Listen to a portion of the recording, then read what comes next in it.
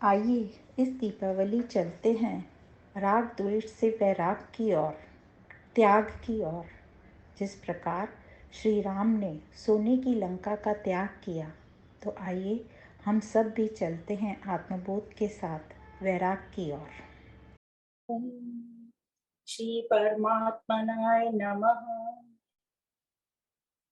आप सभी को प्रणाम। हम पढ़ रहे हैं आत्मबोध और लास्ट क्लास में हमने श्लोक नंबर 53 तक पढ़ा था, जिसमें हमने जीवन मुक्त के बारे में पढ़ा कि ये जीवन मुक्त कैसे होता है जीवन मुक्त। तो उसमें जो हमने कुछ पॉइंट्स पढ़े थे कि वो देह भाव और जीव भाव से मुक्त होता है, उपाधियों से मुक्त होता है, मतलब अपने आप को मुक्त करता है, वो विशेषताओं से वो मुक्त करता है अपने आप को। और इन सबको वो मुक्त कैसे करता है, या इन सब से वो त्याग, इन सब का त्याग कैसे होगा, तो वो आत्मज्ञान द्वारा ही इन सब का त्याग कर पाता है। आत्मज्ञान का श्रवण करता है, मनन चिंतन करता है, फिर निधिध्यासन उसको अपनी प्रैक्टिकल लाइफ में अप्लाई करता है। और उसका जो ध्यान है, मतलब यहाँ लास्ट सेशन में हमने ध्यान पर बात की थी, उसका जो फोकस है वो अपने स्वरूप पे रहता है। हमेशा कुछ भी करते टाइम वो याद रखता है कि मैं कौन हूँ, मतलब स्वरूप से उसका फोकस हटता नहीं है। और उसी का एग्जाम्पल रामायण के एग्जाम्पल से हमने समझा था कि कैसे सीता का ध्यान हटा तो उस पर राग द्वेष और सबका मोह का अटैक हो गया, मतलब रावण ने उस पर अटैक किया। तो इस प्रकार ध्यान साधना का महत्व बताया कि अपने स्वरूप को जानो, अपने स्वरूप में रहो, ये बार बार ध्यान रखो कि मैं कौन हूँ। तो अयम आत्मा ब्रह्म, बार बार ये ध्यान रखना है कि मैं आत्मा ही ब्रह्म हूँ।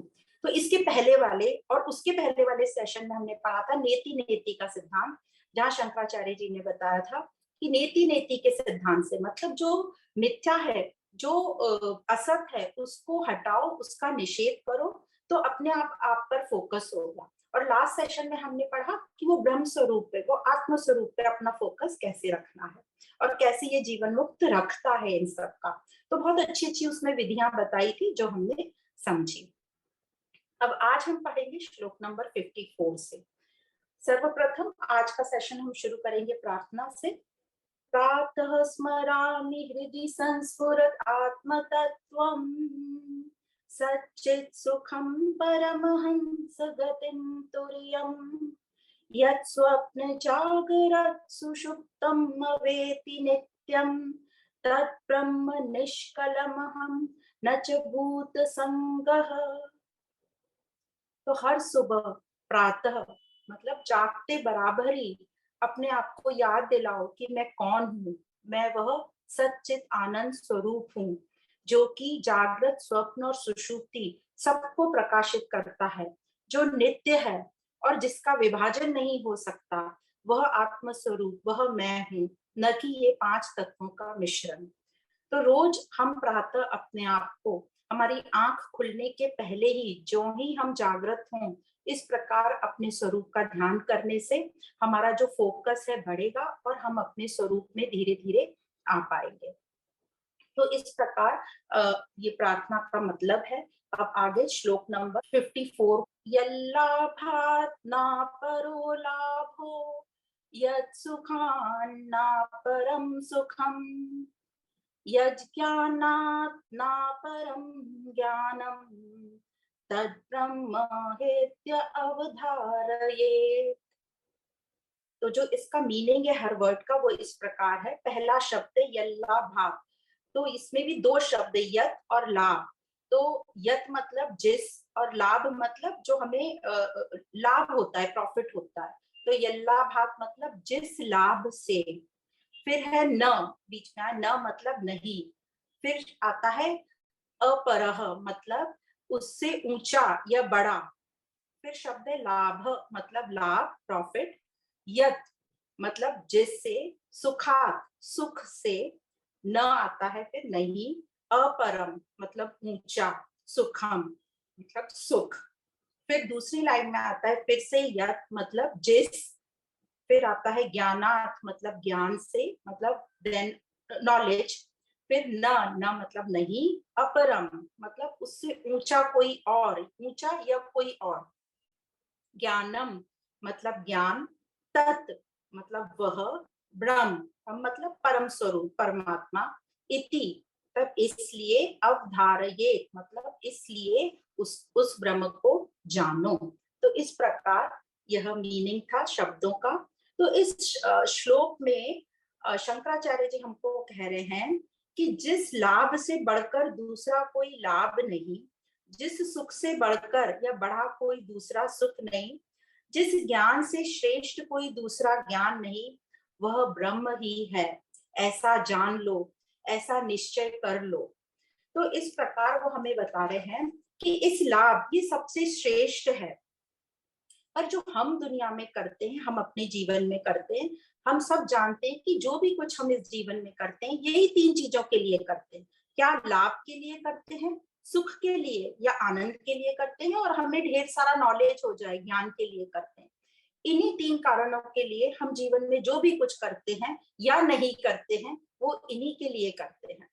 और जो भी व्यापार हो, जो भी हम करते हैं, पर अभी हम सभी को, जो आज हम सबकी उम्र है, उन सबको हम कहीं ना कहीं यह तो अनुभव कर पा रहे हैं कि ये जो भी हमने व्यवसाय कार्य या जो भी कर्म किया है या जो नहीं भी किया है, उससे हमें कुछ ना कुछ लाभ तो मिला है, हमें सुख भी मिला है। पर जो एक सेटिस्फेक्शन मिलना चाहिए, जो एक तृप्ति की फीलिंग मिलनी चाहिए, वो हमें नहीं मिल पा रही।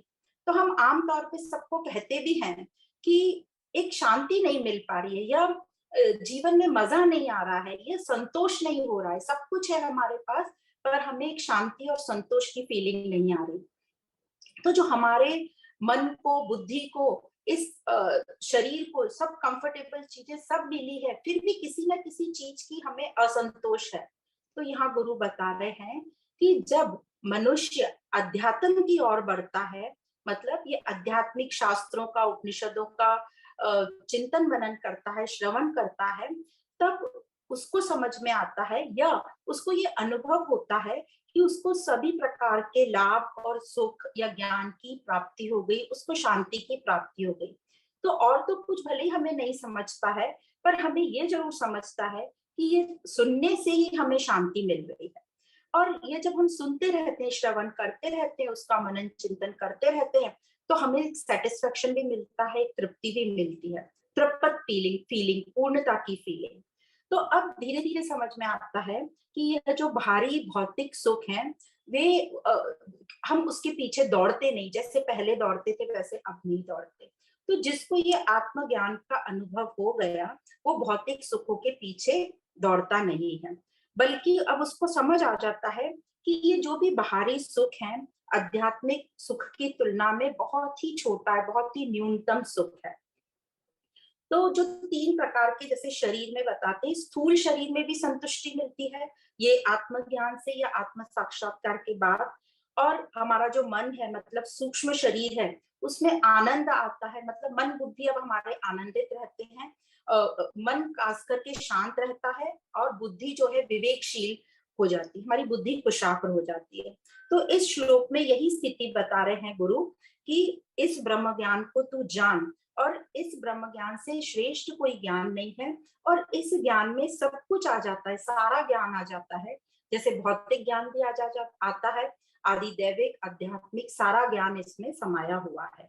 और इसी से ही हमें परिपूर्णता की प्राप्ति होती है। इससे बड़ा दूसरा कोई अनुभव नहीं है, जिसको बोलते हैं एब्सोल्यूट फुलफिलमेंट, वो इस ज्ञान से या आत्म साक्षात्कार से ही प्राप्त होता है। ऐसा शंकराचार्य जी हमें बता रहे हैं।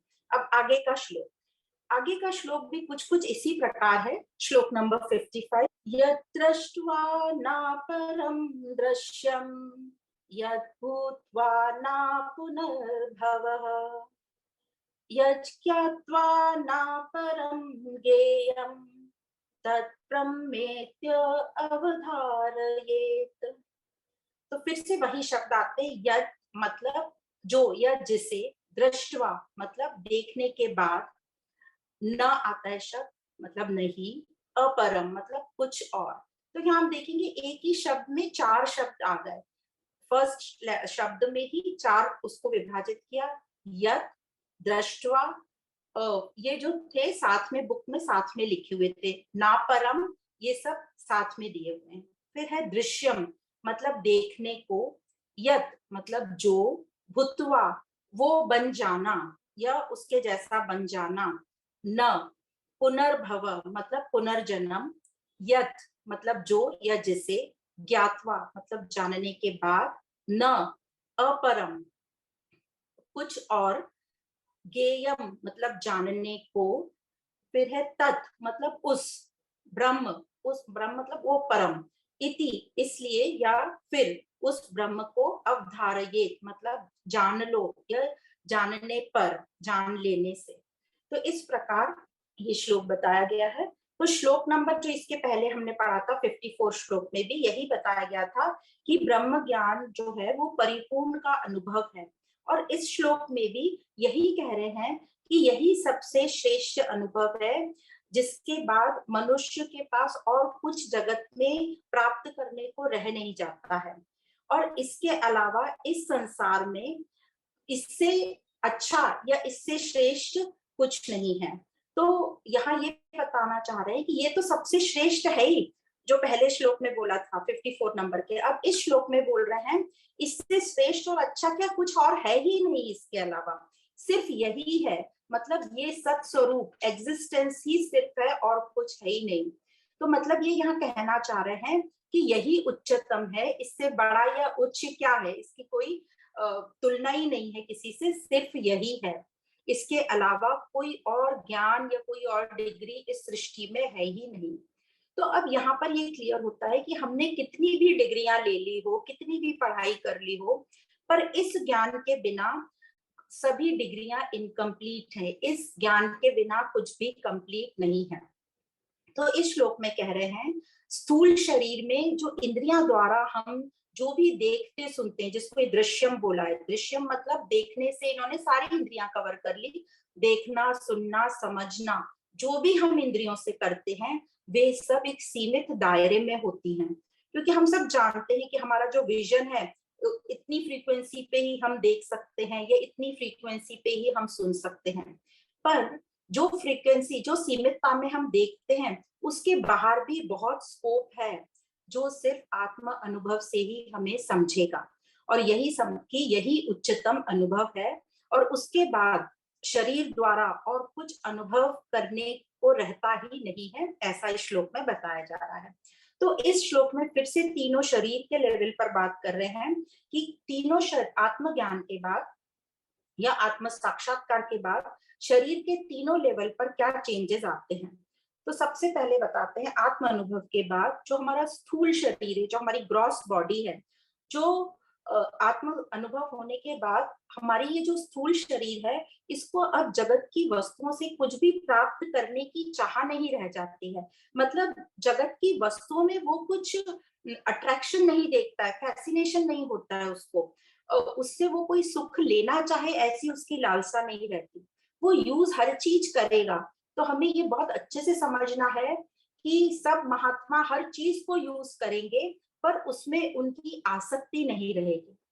अभी तक हम लोगों को भी लगता था कि बड़े बड़े महात्मा इतनी बात करते हैं त्याग की, तो ये सब छोड़ते क्यों नहीं, ये तो एसी भी यूज कर रहे हैं, बड़ी बड़ी बीएमडब्ल्यू में घूम रहे हैं, अच्छे वस्त्र पहन रहे हैं, तो हमें लगता था ये सब, अपने को लगता है हम सबके मन में ख्याल आता है कि ये सब ढोंगी है, पर ऐसा नहीं है, ये सब प्रकृति की हर एक चीज को, हर एक टेक्नोलॉजी को यूज करेंगे जैसी जहां जरूरत है, पर उससे ये आसक्त नहीं होंगे, उसका सुख नहीं भोगेंगे।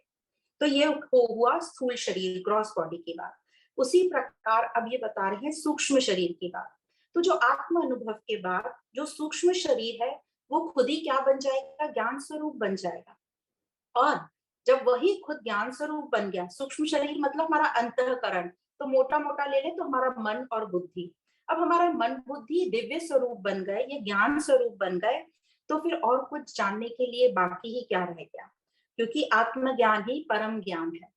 तो इस प्रकार बता रहे हैं, जो कि हमने भगवत गीता में भी जो बोल रहे हैं इस ज्ञान से और कोई श्रेष्ठ नहीं है, तो यही चीज हमने भगवत गीता के 9वें अध्याय में पढ़ी थी, जिसका नाम ही था राजगृह राज विद्या योग, मतलब यही विद्या जो है सबसे श्रेष्ठतम विद्या है, इसके अलावा और कोई विद्या है ही नहीं। तो हमारा जो मन बुद्धि है ये विवेकशील होंगे, तो कैसे होंगे हमारे ये मन बुद्धि, तो हमारे ये जो मन बुद्धि होंगे स्वीकार भाव में रहेंगे और उनको अच्छे से पता है कि क्या सत्य है और क्या मिथ्या है। तो जो मिथ्या है उसको वो निषेध करेंगे और सत्य के ऊपर वो फोकस करेंगे। और आत्म अनुभव में आने के बाद तो अब उनकी ऐसी स्थिति रहेगी, जो मिथ्या है उसको भी वो आत्म स्वरूप मानेंगे, क्योंकि हम पढ़ चुके हैं कि हर कण कण में उस परमात्मा का वास है, यह वह व्याप्त है। तो ये हुआ सूक्ष्म शरीर का। अब तीसरा जो आता है हमारा कारण शरीर, मतलब कॉजल बॉडी जो है हमारी कारण शरीर। हम सब जानते हैं हमारा कारण शरीर बना है वासनाओं से। तो जब तक वासनाएं रहती हैं तब तक हमने भज गोविंदम में पढ़ा है पुनरअति जननम पुनरअति मरणम। तो जब तक हमारी वासनाएं रहती है तो हम ये जन्म मरण के साइकिल में आते रहते हैं। जैसे ही हमें आत्म साक्षात्कार या आत्म अनुभव होता है, ये सभी वासनाएं नष्ट हो जाती हैं। तो ये जो पुनर्जन्म का जो साइकिल है ये समाप्त होता है और इसी को कहते हैं मुक्ति या मोक्ष। तो मनुष्य ने इस पुनर्जन्म से अपने आप को स्वतंत्र कर लिया, तो इसी को कहते हैं मोक्ष हो जाता है। तो इस आत्म तत्व मतलब ब्रह्म को जान लेने पर और कुछ जानने को बाकी रह नहीं जाता है, ऐसा इस श्लोक में कह रहे हैं। इसलिए इसे जानो, जो सबको जानने वाला है। इसे जान लेने के बाद सब कुछ प्राप्त हो जाएगा हमको। अभी हमें लगता है कि सिर्फ उसको जान लेंगे तो ये सब जो हमारे भौतिक सुख हैं ये खत्म हो जाएंगे। तो यहाँ बता रहे हैं गुरु कि इसको जान लेने के बाद सब कुछ प्राप्त हो जाता है। तो अपने आप को जानो, यही हमारा वास्तविक स्वरूप है। और जो बाकी सब कुछ है वो प्रकृति है, जो इसी का रूप है, पर उसको हम जड़ कहते हैं। तो इस प्रकार अब हम चलते हैं श्लोक नंबर 56 पर। तीर्यगूर्ध्व पूर्णम सच्चिदानंदमद्वयम् अनंतम नित्यमेकं यत् तत्ब्रह्मेत्य अवधारयेत्। तो पहला शब्द है तीर्य, मतलब उस पार, अक्रॉस। फिर है ऊर्ध्वम, मतलब ऊपर। फिर है अध, मतलब नीचे। फिर है पूर्णम, मतलब सब कुछ। सच्चिदानंदम, मतलब सच्चित ज्ञान आनंद स्वरूप। तो सत मतलब हमारा जो सत स्वरूप हमारा होनापन, एग्जिस्टेंस। और चित मतलब ज्ञान स्वरूप, नॉलेज। और आनंद मतलब आनंद, ब्लिस। फिर है अद्वयम, मतलब दूसरा नहीं, नॉन ड्यूअल। अनंतम, मतलब जिसका कोई अंत नहीं, इनफाइनाइट। नित्यम, मतलब हमेशा। एकम, एक। यत, मतलब वह या जो। तत्, उस। ब्रह्म, उस परम, उस ब्रह्म। इति, मतलब फिर या इसलिए। अवधार्येत, उस ब्रह्म को अवधार्यत मतलब जानो, रियलाइज। तो इस प्रकार इसका संस्कृत वर्ड्स का मीनिंग है। और इस श्लोक में कहना चाह रहे हैं कि इस ब्रह्म को जानो, जो कहाँ है, जो उस पार है, जो ऊपर नीचे सब और व्याप्त है, जो सच्चित आनंद अद्वैत है, नित्य है, अनंत है, एक ही है। ऐसे ब्रह्म को कैसे जान सकते हैं? अब सब दूर है पर हमें तो दिखाई नहीं देता है, ऐसे ब्रह्म को कैसे जाने? तो हम सबके मन में ये प्रश्न आता है कि अब इस ब्रह्म को कैसे जाने। तो फिर से गुरु हमको कह रहे हैं कि जो अभी हमारा मन बुद्धि है ये थोड़ा दूषित मन बुद्धि है, क्योंकि अभी भी हम जगत की छोटी छोटी चीजों में पड़े हुए कि ये अच्छा है, ये खराब है, उसने मुझे ऐसा बोल दिया, मेरे साथ तो बुरा हुआ, मेरे साथ ऐसा क्यों हुआ ही क्यों, मैं तो बहुत अच्छी हूँ। और इस चक्कर में या मुझे कम मिला या मुझे ज्यादा मिला, इस तरीके की चीजों में हम पड़े हैं। तो जब हमारा मन बुद्धि थोड़ा ऊंचे स्तर पर आएगा, मतलब इन सब छोटे मोटे विचारों से थोड़ा ऊंचा उठेगा, मतलब हमारे मन बुद्धि की क्वालिटी जब इम्प्रूव होगी, तभी हम इस ब्रह्म को जान सकते हैं। तो जैसे हम समझते भी हैं अपनी भौतिक लाइफ में भी कि हमें जब बड़ा कुछ हासिल करना होता है, तो बड़ा हासिल करने के लिए हमें छोटे मोटे त्याग करने पड़ते हैं। पर अब हमको ये समझ रहा है कि ब्रह्म आनंद स्वरूप है, पर फिर भी हमसे ये भौतिक सुख जो है छूटते ही नहीं। तो यहाँ गुरु बता रहे हैं कि ये जो छोटे मोटे भौतिक सुख हैं, ये भी उस अनंत सुख के अंतर्गत आ जाते हैं। क्योंकि हमको अभी भी डर लगता है कि ये सुख नहीं तो हमारी लाइफ कैसे चलेगी, और हमारे से इसलिए ये आसक्ति जो है हमसे छूटती ही नहीं। तो इसी मानसिकता के लिए आश्वासन दे रहे हैं कि ये जो ब्रह्मानंद में ये सब आ जाता है, तो इसकी हमें चिंता नहीं करनी चाहिए।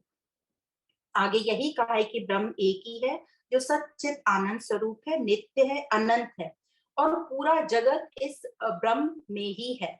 उसी की अभिव्यक्ति है ये पूरा जगत, और ब्रह्म में ही ये विलीन हो जाता है, ब्रह्म किसी में लीन नहीं होता। तो ये बार बार हमें पक्का करा रहे हैं कि जो ब्रह्म है वो नित्य है और एक ही है, और ये जो पूरी प्रकृति है ये ब्रह्म की ही है, उसी के भिन्न रूप है।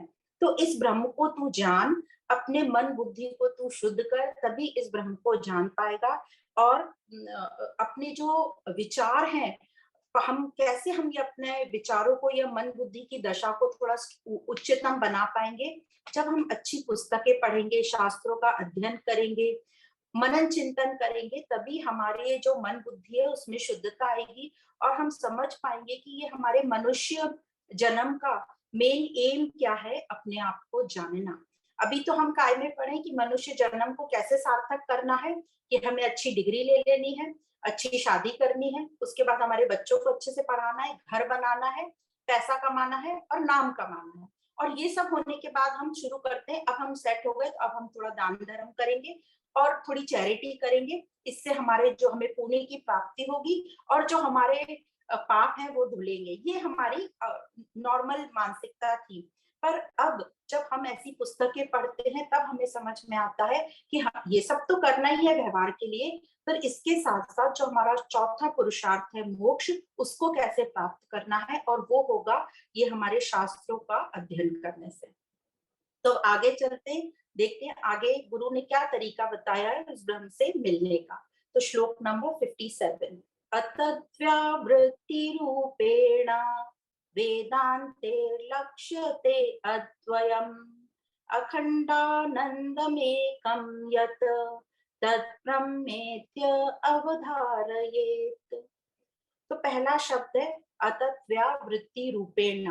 तो ये कह रहे हैं जो हमारी मिथ्या उपाधियां हैं, रूप गुण विशेषताएं उपाधि, उसको नेति नेति के सिद्धांत से, बाय प्रोसेस ऑफ निगेशन।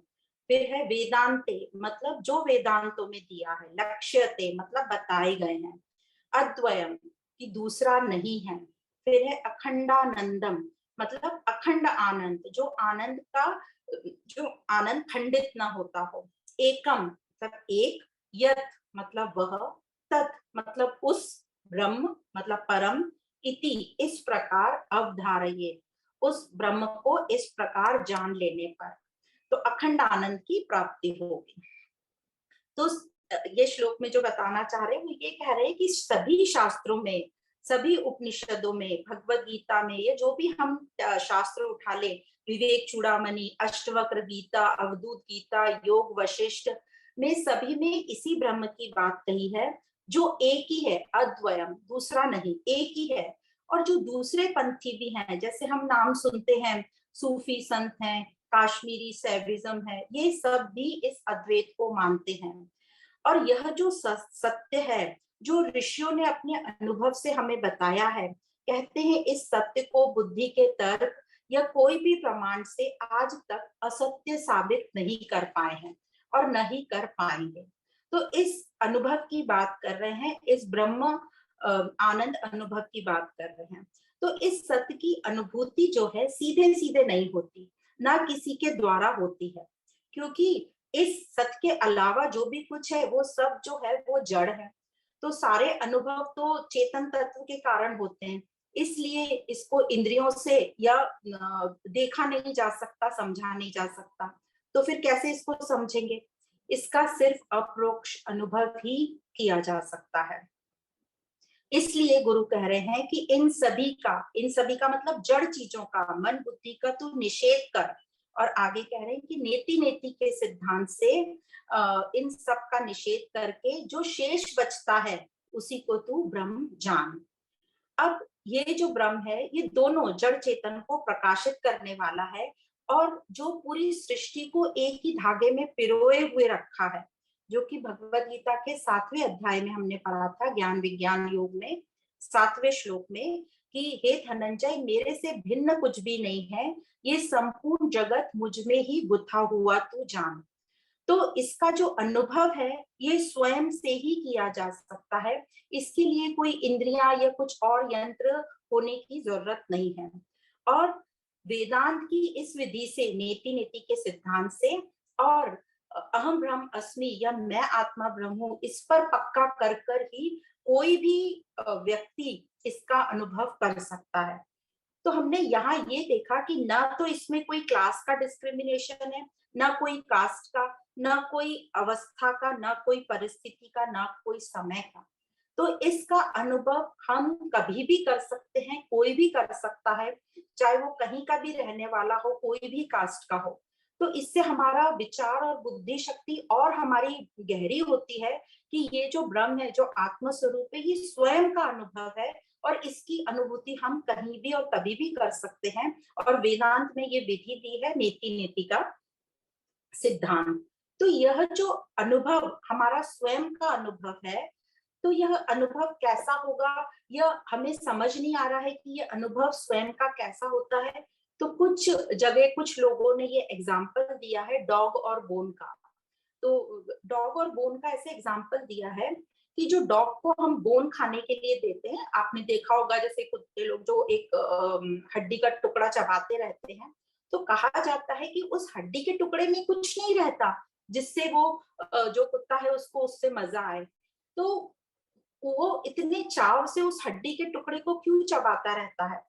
तो ऐसा कहते हैं कि जो डॉग है, जब वो हड्डी के टुकड़े को चबाता है, तो उसी के खुदी के जो मसूड़े हैं उनकी बहुत एक्सरसाइज होती है, और उसी के मसूड़ों में से वो एक्सरसाइज करते करते जो रक्त या ब्लड निकलता है, वो उसी को एंजॉय करता है। तो यहाँ सिर्फ कहने का तात्पर्य इतना है कि यह जो आनंद है, जो हमें बाहर की वस्तुओं से भी प्राप्त होता है, वो हमारे अंदर से ही आता है। वस्तुओं में या भौतिक चीजों में आनंद नहीं है, वो आनंद हमारे स्वयं का है। हाँ, वो ब्रह्मानंद के कंपैरिजन में बहुत ही छोटा है, और ये आनंद हमारे अंदर का ही आनंद है। तो इस आनंद की हम खोज करें जो स्वयं में है। आगे चलते हैं नेक्स्ट श्लोक में, श्लोक नंबर 58।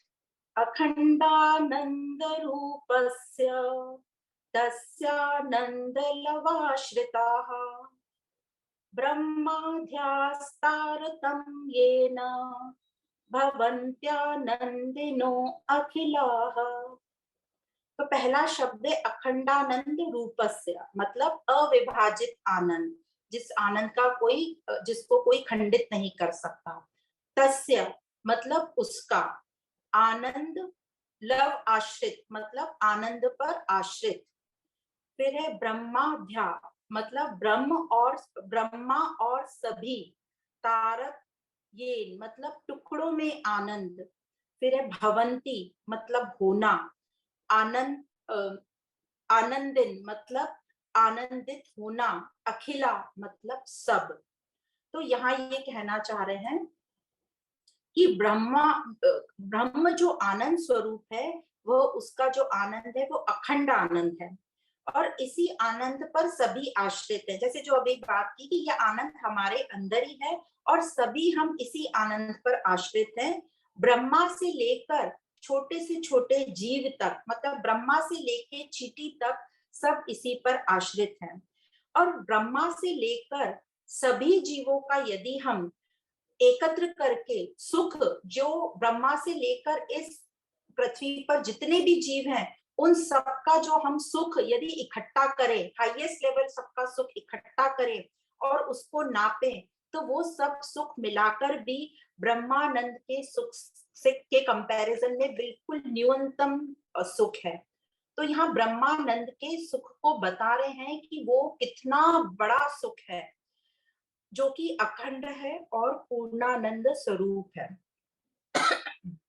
तो यहाँ एग्जाम्पल कई जगह बताया जाता है कि जिस प्रकार सूर्य का थोड़ा सा प्रकाश ही मनुष्य जीवन का आधार है, जबकि सूर्य का प्रकाश तो उससे कहीं गुना ज्यादा है जिसका हम अनुमान भी नहीं लगा सकते, उसी प्रकार यह जो ब्रह्मानंद है ये पूर्णानंद है, और यह बहुत बहुत बड़ा है, जो कि हमने समझा था उपनिषद में, तैत्रीय उपनिषद में और बृहदारण्यक उपनिषद में हमने एक डायग्राम से समझा था कि यदि मनुष्यों का सुख एक इकाई माने, मतलब 10 माने, तो जो ब्रह्मानंद का सुख होगा वो कितना होगा, तो वो 10 के ऊपर 20 जीरो लगा दो, उतना ब्रह्मानंद का सुख है। तो ये सिर्फ कंपैरिजन बताया है कि हम कैसे ये छोटे से सुख में ही उलझे हुए हैं, जो कि परमानेंट भी नहीं है, अखंड भी नहीं है। तो हमें ये शास्त्रों द्वारा बताया जा रहा है कि उस पूर्णानंद, उस ब्रह्मानंद की प्राप्ति की कोशिश करो, उसको प्राप्त करो, और वही तुम्हें तृप्ति की फीलिंग देगा, पूर्णता की फीलिंग देगा। तो जो हमने डायग्राम देखा था उपनिषद में, ये आनंद मीमांसा में हमने तैत्रीय उपनिषद और बृहदारण्यक उपनिषद में पढ़ा था। तो हम एक तरफ देख रहे हैं कि ब्रह्मानंद जो नीचे सबसे जो 10 लिखा है, वो हमारा मनुष्यों का या जीवों का सुख है, जो कभी सुखी और कभी दुखी होता है, मतलब टेम्पररी है, वो कभी भी परमानेंट नहीं रहता। जैसे जैसे हमारी आध्यात्मिक साधना बढ़ती जाती है, वैसे वैसे ये आनंद है जो बढ़ता जाता है। मतलब जितना जितना हम वस्तुओं की चाहत से या वस्तुओं पर निर्भर होना कम करते हैं, उतना ये हमारा आनंद जो है बढ़ता जाता है। तो इस प्रकार ये कंपेयर किया था, और इसको कहते हैं आनंद मीमांसा या आनंद पर विचार। तो इस प्रकार इस श्लोक में हमें गुरु कह रहे हैं कि उस पूर्णानंद की तुम तैयारी करो, उसको प्राप्त करने की कोशिश करो। अब आगे चलते हैं श्लोक नंबर 59 पे। तत्युक्तम अखिलम वस्तु व्यवहारस्तदनवितः तस्मात् सर्वगतं ब्रह्म क्षीरे सर्वपिरिवाखिले। तो इसमें जो शब्द है, पहला शब्द तत् मतलब फिर, युक्तम मतलब या तो बोल सकते भरपूर या फिर जुड़े हुए, अखिलम मतलब सभी, ऑल, वस्तु मतलब पदार्थ, ऑब्जेक्ट, व्यवहार मतलब हमारे जो कर्म है, तदन्वितः मतलब उस पर निर्भर होना, तस्मात् मतलब इसलिए, सर्वगतम मतलब सब और व्याप्त, ब्रह्म मतलब परम, क्षीरे, क्षीरे का मतलब होता है दूध, मिल्क, दूध में, क्षीरे का मतलब दूध में, इन मिल्क। फिर है सर्पी, सर्पी मतलब मक्खन, बटर, इव मतलब जैसे, अखिले मतलब सब में, इन एवरीथिंग।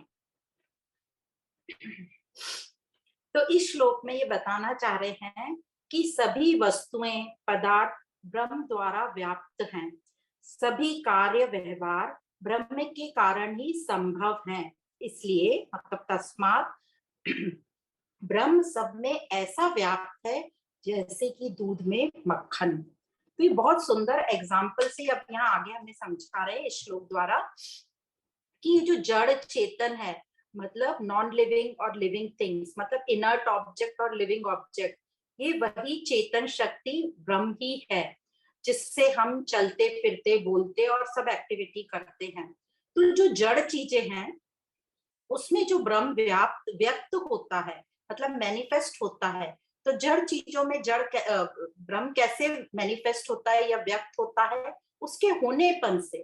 तो उसके होनेपन को कहते हैं एग्जिस्टेंस, सत स्वरूप है ना वो, तो उसको कह रहे हैं एग्जिस्टेंस, सत।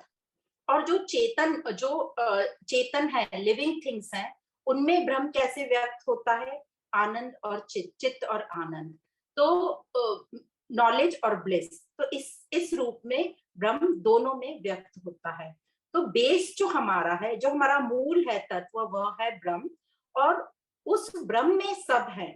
भले ही शब्दों में हम बोलते हैं कि परमात्मा कण कण में है, या प्रकृति के कण कण में वह ब्रह्म व्याप्त है, या ब्रह्म कण कण में व्याप्त है, ऐसा हम शब्दों में बोलते हैं, पर परमात्मा में सब है, ब्रह्म में सब है, ऐसा कहना ज्यादा उचित है।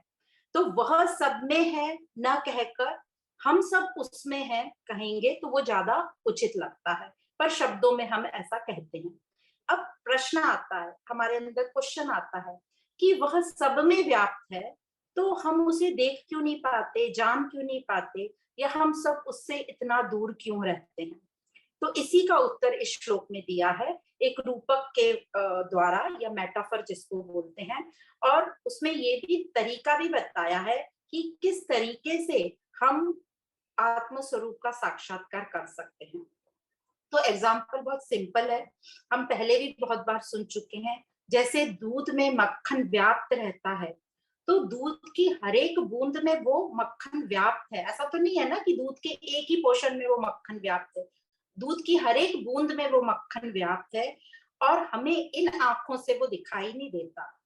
तो सेम उसी प्रकार जो ब्रह्म है वो जगत के कण कण में व्याप्त है, और उसको देखने के लिए हमें वही प्रक्रिया इस्तेमाल करनी पड़ेगी जो हम दूध से मक्खन निकालने के लिए करते हैं, सेम प्रक्रिया। तो अपने को वैसे ही हम जानेंगे। तो बहुत अच्छा उन्होंने डिस्क्रिप्शन दिया है कि जैसे दूध होता है, तो दूध एक तरल पदार्थ है, फ्लूइड है, तो दूध इधर उधर तरल पदार्थ है तो भागता है। वैसे ही जो हमारा मन है वो इधर उधर भागता है। अब इस दूध को हमको मक्खन बनाना है, तो सबसे पहले हमें इसके लिए दही जमाना पड़ेगा। तो इस दूध को हम क्या करते हैं, बॉईल करते हैं, गर्म करते हैं। तो उसी प्रकार हमको अपने में ये ज्ञान का तप करना है, मतलब श्रवण करना है, मनन चिंतन करना है। अब जब हमारा मन जो कि बिल्कुल ही रॉ है, इधर उधर भागता है, तो उसको हम जब ज्ञान देते हैं थोड़ा थोड़ा, तो वो थोड़ा शांत होता है। फिर ये उबले हुए दूध को हम थोड़ा ठंडा करते हैं, और उसमें क्या करते हैं, थोड़ा सा दही डालते हैं। तो दही फिर से बोल रहे हैं वो ज्ञान है। तो हमारा थोड़ा मन शांत हो गया, अब हम थोड़ा और ज्ञान लेने को तैयार हैं। तो उसमें दूध में दही डाला, और फिर क्या करते हैं, उसको छोड़ देते हैं उस दूध को। तो उसी प्रकार थोड़ा ज्ञान लिया, फिर हमने अपने आप में अपने अंदर उसका चिंतन मंथन किया। अब हम थोड़े से मैच्योर हो गए, अब हमें चिंतन मंथन करना आता है। तो हमने चिंतन मंथन किया, तो 6-7 घंटे बाद हम देखते हैं कि वो दूध जम गया मतलब हमारा मन एकदम शांत हो गया। तो अब जो हमारा मन एकदम शांत हुआ है, जैसे कि दूध जम गया दही में, अब क्या करेंगे, आगे इस दही में से मक्खन निकालना है, तो इस दही का को मथेंगे, चर्निंग करेंगे। तो उसी प्रकार हमारे मन में मंथन विचार होना चाहिए। और क्या मंथन विचार होना चाहिए, हमने अपने आप में, जिसको बोलते हैं रिफ्लेक्शन ऑन योर सेल्फ या इंट्रोस्पेक्शन, अपने अंदर विचार मंथन करना है कि क्या सत्य है और क्या मिथ्या है। जो मिथ्या है उन चीजों को हम यूज करेंगे और छोड़ते जाएंगे, और जो सत्य है उसको हम पकड़े रहेंगे। तो उसी प्रकार ये सब करने से दूध को मक्खन दही को बिलोने से क्या होगा, धीरे धीरे मक्खन ऊपर आ जाएगा। तो इसी प्रकार हमारे मन बुद्धि में जब चिंतन मंथन होता रहेगा कि क्या सत्य है और क्या मिथ्या है, तो हम खुद ही ज्ञान स्वरूप बन जाएंगे, क्योंकि हमें समझ जाएगा कि सत्य क्या है, किसको त्यागना है, किसको पकड़ना है। जैसे कि मक्खन ऊपर आ गया तो अब हम पूरी तरीके से रेडी हैं अपना साक्षात्कार करने को या अपना अनुभव करने को। अब ये मक्खन को हम ऐसे ही तो नहीं छोड़ देंगे, हम ऐसे ही छोड़ देंगे मक्खन को तो मक्खन थोड़े दिन में खराब हो जाएगा। तो अब इस मक्खन को हमें तपाना है। तो अब ये जो हम ज्ञान स्वरूप हैं, इसका नित्य निरंतर इसी का हमें विचार या ध्यान करना है। और एक टाइम पर हम अपने आप को जान पाएंगे, उस सत्य को जान पाएंगे, जैसे कि बटर या मक्खन गर्म होकर घी बन जाता है, और एक बार जब वो घी बन गया तो वो परमानेंट है, वो जल्दी खराब नहीं होता। तो उसी प्रकार जब हम ज्ञान स्वरूप बन जाएंगे और इस ज्ञान के साथ लगे रहेंगे, अपना फोकस नहीं छोड़ेंगे, तो हमें भी अपने स्वरूप का अनुभव होगा। तो यह प्रक्रिया बताई है कि कैसे हम ब्रह्म सब में व्याप्त है, पर हम उसको देख नहीं सकते, हम उसके पास जा नहीं सकते। तो कब जाएंगे, जब हमारे पास ये ज्ञान चक्षु होंगे, तब हम उसको समझ पाएंगे। और उसके लिए पूरी ज्ञान की प्रक्रिया बताई है, श्रवण मनन चिंतन, और अपने आप में ये विचार चालू रहे कि मैं कौन हूँ, आत्मा कौन है, ये जगत क्या है, ये अध्यात्म क्या है। ये क्वेश्चन हमारे अंदर चलते रहना चाहिए, ताकि एक ना एक दिन हमें अपना अनुभव हो जाए। तो इस प्रकार ये दोनों चीजें बताई कि ब्रह्म जब पूरे में व्याप्त है फिर भी हमको दिखाई क्यों नहीं देता है, तो इसका आंसर भी बता दिया, और कैसे वो हमें दिखाई दे उसका आंसर भी बता दिया। तो अब आगे चलते हैं, श्लोक नंबर 60। अनडव अस्थूलम हस्त्रस्वम अदीर्घम अजम अव्ययम अरूप गुण वर्णाख्यम तद्ब्रह्मेत्य अवधारयेत। तो पहला शब्द है अनणु, मतलब अणु को बोल रहा है, अणु नहीं है। अणु मतलब सूक्ष्म, तो सूक्ष्म नहीं है, न सूक्ष्म। फिर है अस्थूलम, मतलब न स्थूल, मतलब ये स्थूल मतलब ग्रॉस, जिसको बोलते हैं ग्रॉस बॉडी, तो ये बोल रहा है ये स्थूल भी नहीं है। अस्त्रज्वम, मतलब न छोटा है। अदीर्घम, मतलब न लंबा। अजम, मतलब न जन्म। अव्ययम, मतलब न परिवर्तनशील। अरूप गुण वर्णाख्यम, मतलब बिना आकार का, बिना रूप का, बिना गुण का, बिना कोई वर्ण, मतलब कोई नाम रूप नहीं है। तत्, मतलब उस। ब्रह्म, मतलब परम। इति, इस प्रकार। अवधारयेत, मतलब जान लेना, उस ब्रह्म को इस प्रकार जान लो। तो ब्रह्म तत्व की व्याख्या नहीं की जा सकती। क्यों नहीं व्याख्या की जा सकती? क्योंकि व्याख्या करने वाला जो है मन बुद्धि इंद्रियां, वो उसी से ही चलने वाला है। तो उसी से चलने वाला है तो वो उसी की व्याख्या कैसे करे? तो जैसे एक सिंपल एग्जांपल है टॉर्च और बैटरी का। जैसे टॉर्च अपनी ही बैटरी को तो नहीं देख सकता, वैसे ही यह बुद्धि जो है जड़ है, और जो चेतना है वो बुद्धि इसी चेतना से चलती है। तो वह जड़ बुद्धि इस चेतना को कैसे जान सकती है? तो शब्दों से, या यूं कह लीजिए भाषा से, हम भौतिक संसार का वर्णन तो कर सकते हैं जिसका रंग रूप आकार है, पर इस ब्रह्म का न तो नाम रूप गुण कुछ भी नहीं है, वो इन सबसे परे है। तो शब्दों में इसका वर्णन कैसे हो सकता है? पर जो भी हम ये शब्दों से समझ रहे हैं, जो भी कुछ थोड़ा इन शब्दों में कहा गया है, वो सिर्फ और सिर्फ थोड़ा सा उस ब्रह्म का आइडिया हमें दे रहा है। ये एक संकेत मात्र है, बस इतना ही है। शब्द उसे पूरा बता ही नहीं सकते, क्योंकि ये शब्द जो है जड़ हैं, मन बुद्धि से आते हैं, और उनमें इतनी सामर्थ्य नहीं है कि उस ब्रह्म की वो व्याख्या करे या उसको पूर्ण तरीके से जान सके। तो इस श्लोक में यही कहा गया है कि ये जो ब्रह्म तत्व है, ये एक ऐसा तत्व है जिसे सूक्ष्म भी नहीं कहा जा सकता, क्योंकि संपूर्ण सृष्टि उसी का रूप है, तो उसे सूक्ष्म नहीं कह सकते। उसे स्थूल भी नहीं कह सकते, क्योंकि यदि स्थूल होता तो वो हमें इन स्थूल आंखों से दिखाई देता। उसे छोटा भी नहीं कह सकते, क्योंकि उसी से पूरी सृष्टि की रचना हुई है। न ही उसे बड़ा कह सकते हैं, क्योंकि उसमें बड़प्पन का कोई भाव ही नहीं है। और उसका न ही कहीं जन्म बता सकते हैं, क्योंकि उसके पहले कोई था ही नहीं, और वो अनादि तत्व है, तो उसका जन्म भी नहीं हुआ। और जन्म नहीं है तो उसकी मृत्यु भी नहीं है। जन्म और मृत्यु नहीं है तो उसमें परिवर्तन भी नहीं है। तो कह रहे हैं कि ये जो ब्रह्म है ये कोई वस्तु नहीं है, इसलिए इसका रंग रूप आकार नाम वर्ण नहीं है। इसलिए कहते हैं वो अनिर्वचनीय है। और ऐसे ब्रह्म तत्व को ही तू जान ले। और कैसे जाना जाएगा वो हमने समझा, अपरोक्ष अनुभव द्वारा ही इसे जान सकते हैं। अपरोक्ष अनुभव मतलब हमारा खुद का अनुभव। तो हमने 3 अनुभव पढ़े थे, प्रत्यक्ष अनुभव, परोक्ष अनुभव और अपरोक्ष। प्रत्यक्ष मतलब जो हमें इन भौतिक आंखों से दिखाई दे जाए, प्रत्यक्ष। परोक्ष मतलब जो किसी ने कहा और हमने मान लिया। जैसे परोक्ष हमें अनुभव हमने मान लिए, स्वर्ग है, नर्क है, ये है, पाताल है, ये सब। और अपरोक्ष अनुभव मतलब हमारा खुद का अनुभव, जिसके लिए ना तो हमें इंद्रियों की या किसी यंत्र की आवश्यकता है। जैसे हम हैं, इसका अनुभव कि मैं हूं, इसके लिए हमें कोई इंद्रियां नहीं चाहिए, न ही कोई हमें श्रद्धा चाहिए। क्या श्रद्धा से हम जानेंगे कि हम हैं? नहीं, हम हैं, इस है का कहीं अभाव है ही नहीं। तो ये अपरोक्ष अनुभव हमारा खुद का अनुभव है, जिसके लिए कोई इंद्रियां कुछ भी यंत्र नहीं चाहिए होता। तो ये अनुभव की भी बड़ी एक महिमा है। हमें लगता है ना क्या ही अनुभव होगा और अनुभव कैसा होगा। तो इस अनुभव की महिमा बताने के लिए एक अच्छा सा दृष्टांत है। जंगल में एक बार एक राजा अपनी सेना के लिए शिकार करने गए। उनके साथ उनके मंत्री थे, अधिकारी थे, सैनिक थे। अब उसी जंगल में एक संत महात्मा, जो कि देख नहीं सकते, मतलब अंधे थे, वो समाधि लगाए बैठे थे। अब अचानक वो राजा, उनके साथी, मंत्री सब बिछड़ गए और सब इधर उधर एक दूसरे को ढूंढने लगे। तो एक सैनिक ने उन संत को देखा और उनसे पूछ लिया कि राजा के बारे में। फिर मंत्री ने संत को देखा, कुछ देर बाद उन्होंने भी उनसे पूछ लिया।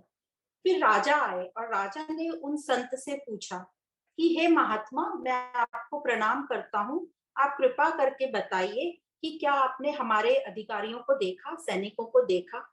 तो संत तुरंत बोल उठे कि हाँ महाराज, कुछ ही देर पहले आपके मंत्री, अधिकारी और सैनिक सभी मुझसे पूछ कर गए हैं। जैसे ही वो संत ने बोला तो राजा को समझ रहा था कि इसको दिखाई नहीं देता। तो राजा के मन में प्रश्न होने लगा कि इस संत को तो दिखाई नहीं दे रहा है, फिर उसको कैसे समझा कि मैं राजा हूँ। सैनिक भी आया था, अधिकारी भी आया था, मंत्री भी आया था। तो राजा ने उन संत से पूछ लिया कि आपको कैसे समझा, आप तो देख नहीं सकते हैं, तो आपको कैसे समझा कि मैं राजा हूँ।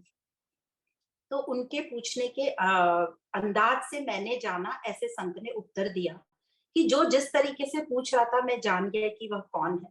पहले आपके सैनिक थे, वे बड़े ही बेरहमी से और खड़े शब्दों में उन्होंने मुझसे पूछा कि ए अंधे, हमारे साथियों को देखा क्या। फिर आपके अधिकारी लोग आए, उन्होंने बड़े अधिकार से पूछा कि हमारे साथी कहाँ गए, बताइए। फिर आए आपके मंत्री, जिन्होंने अधिकार के साथ तो पूछा पर विनम्रता से पूछा कि महाराज बताइए, क्या आपने हमारे साथियों को देखा है।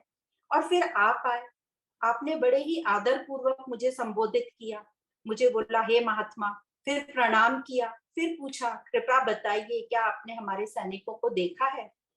तो ये अनुभव से मैंने समझ लिया कि कौन क्या है।